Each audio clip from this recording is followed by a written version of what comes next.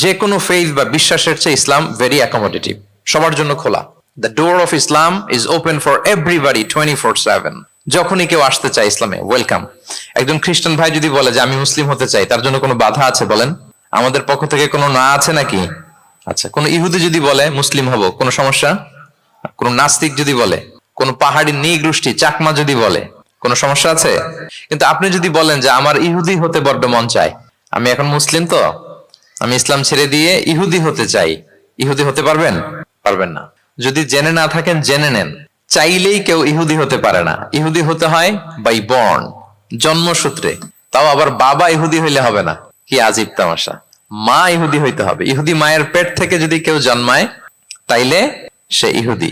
কিন্তু আমাদের ধর্মে এরকম নিয়ম আছে বলেন তো? না। তাহলে ইসলামটা হচ্ছে সার্বজনীন, এখানে কোনো সাম্প্রদায়িকতা নেই, কারণ ইসলাম সকল সম্প্রদায়ের জন্য এসেছে।